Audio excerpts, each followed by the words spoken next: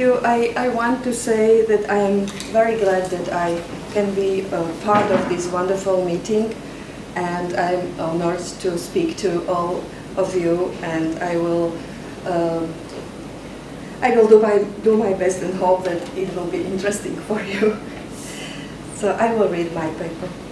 In my presentation, I discuss how the oral history testimonies contributed to the public discourse by incorporating the Holocaust survivors' communicative memory into the cultural memory of Slovakia.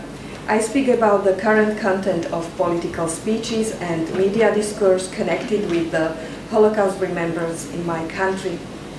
In fall of communism in Central, Eastern and Southeastern Europe brought many changes in the region.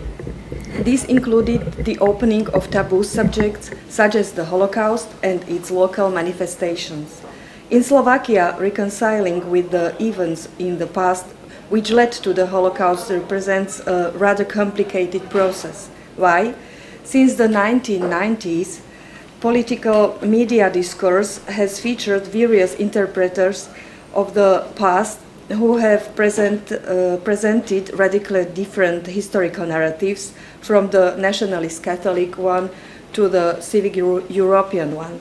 In the late 20th century, people in Slovakia did not know or wanted to forget about the Slovak story of Holocaust. Those who were in the know had their own personal or political reasons to keep silent. Jews and the Holocaust only entered public discourse after 1989. Reflecting the existence of an independent Slovak state, which was an ally to Nazi Germany, was problematic for those who wanted to view it as the glorious culmination of century-old quest for national and political self-determination. It was also problematic for representatives of the Church who were hoping to forget that the wartime Slovak state had been led by a Catholic priest. Responsibility for the fate of local Jewry was, according to the proponents of this narrative, given solely to the Third Reich. Historical facts and research pointed to a different reality, but the nationalist perspective ignored it. This was the situation when, from 1995 to 1997, I participated in the first oral history research, Fates of Those Who Survived the Holocaust, which was a part of an international project coordinated by Yale University. It was the very first qualitative research project focused on the life stories of Holocaust survivors in my country. The project marked the beginning of the era of the witness in Slovakia. It was a rite de passage not only for myself, then a doctoral student, but for everyone involved. It helped me to become acquainted with the oral history method and acquire skills and insights that I use still in my work. After the conclusion of the project, I had the opportunity to apply those insights in educational programs, watch them to be adopted by teachers and students, and become an integral part of school curricula. As follow-up of the Yale project, I prepared the first educational package, Why Should We Learn About the Holocaust?, based on the first collection of testimonies of Holocaust survivors. My contact with the interviewees did not end with the filming of the interviews. From the 2005 to 2017, as the director of the Holocaust Documentation Center, I worked closely with Holocaust survivors in my country. I researched memory of the children in Holocaust, Gentile-Jewish relations, Gentile eyewitnesses' memories, and transgenerational communication in Holocaust survivors' families. In that time, numerous Holocaust survivors have given interviews to the media and spoken at public events about their fate during the Holocaust in Slovakia or about the current social and political situation in the country. And they have also actively taken a stance against the anti-Semitism and attempts to whitewash the wartime Slovak state and its representatives. The beginning of the 21st century was a breaking point in Holocaust memory politics, as Slovakia set its insights on becoming a member of the European Union and other international bodies, as IRA, for example. As a consequence, the nationalist patterns of constructing collective memory were pushed into the background, and at the official level, a civic European approach took the forefront.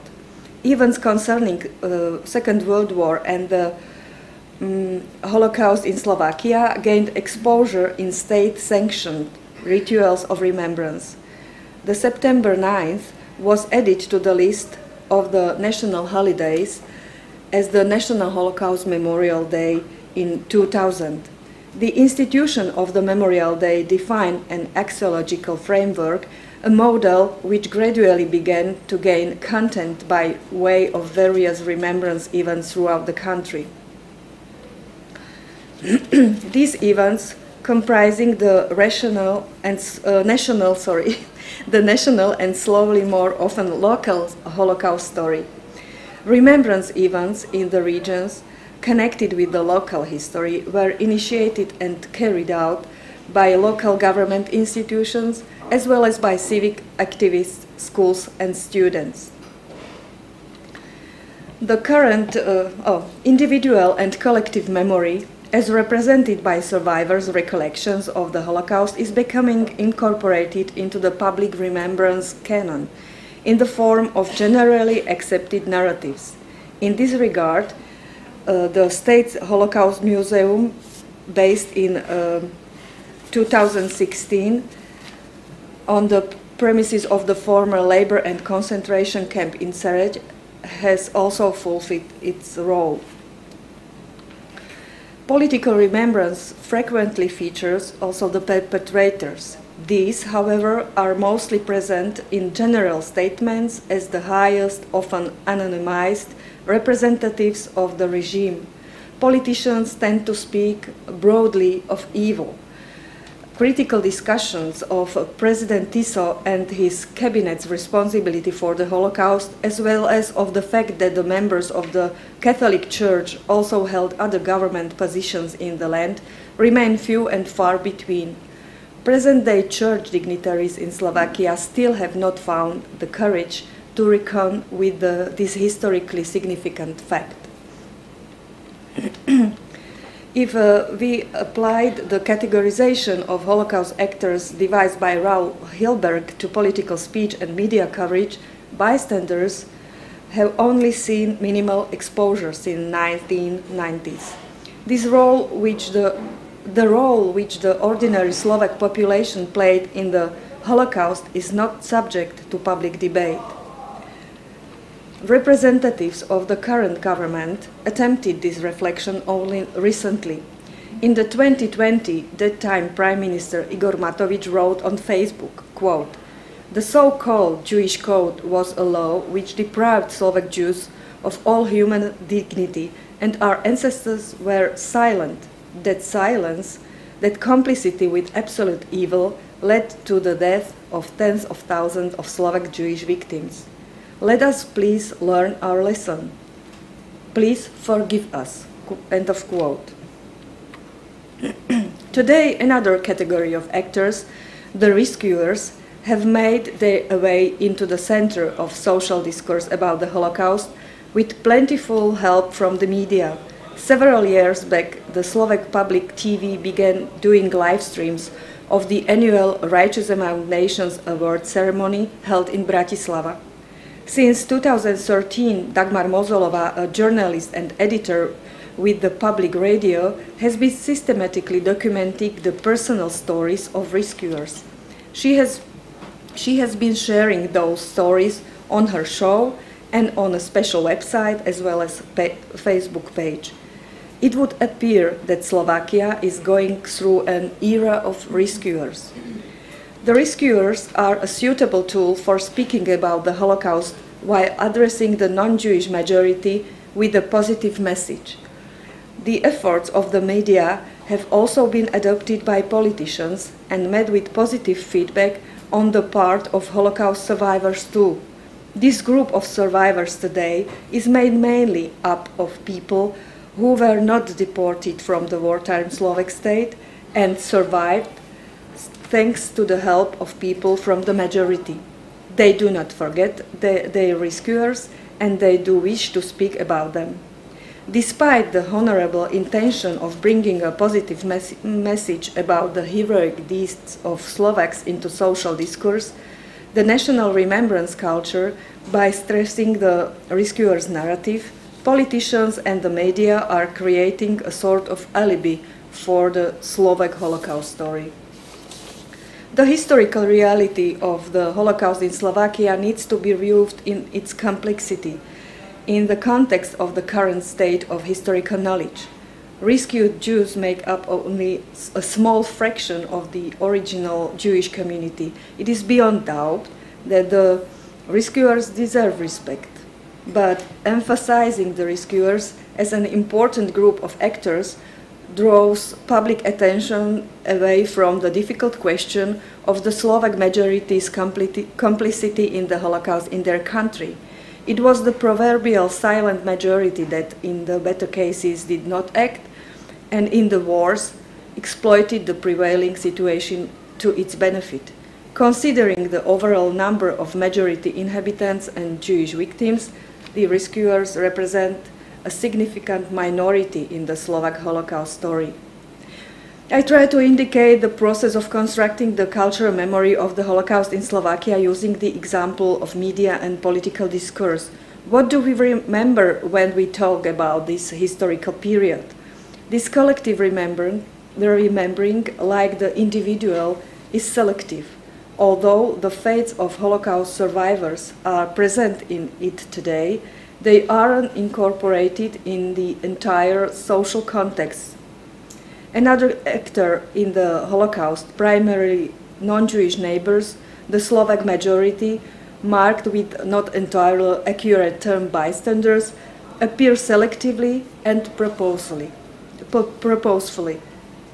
Comparing attitudes toward Holocaust remembrance in Western and Eastern Europe, we can identify the clear effects of divergent historical experiences. In Slovakia, this difference is further amplified by the influence of the Catholic Church. For more than 30 years, Slovak political elites and thought leaders have, in the construction of the national identity, used qualitatively incompatible interpretations of the past.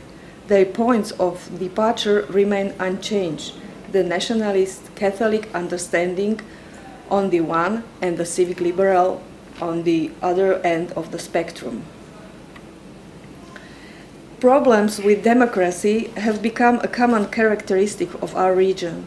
Over the past few years, we have witnessed the emergence of a new phenomenon which Andrea Patt terms democratic authoritarianism or illiberal state. She has examined changes in Holocaust remembrance in collaboration with Polish sociologist Monika concluding that the new forms of governance in Poland and Hungary are caused by the failures of globalized neoliberal democracy. They identify 9 elements that jointly compose the paradigm shift concerning Holocaust remembrance. Looking at this case of Slovakia through this prism, instances of double speech have been the most frequent, as well as trivialization of the Holocaust victims using inappropriate comparisons and metaphors related to current events in society. For example,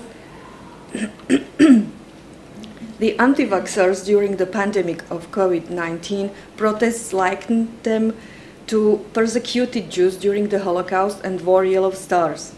Another example is the development in speeches of former 3-term Prime Minister Robert Fico, who in 2000, as a Member of Parliament, has submitted a proposal for the enactment of the National Holocaust Memorial Day, and in the meantime, he changed his rhetoric and spoke positively about nationalist movements and respectively defended a right-wing MPs convicted of racist speeches.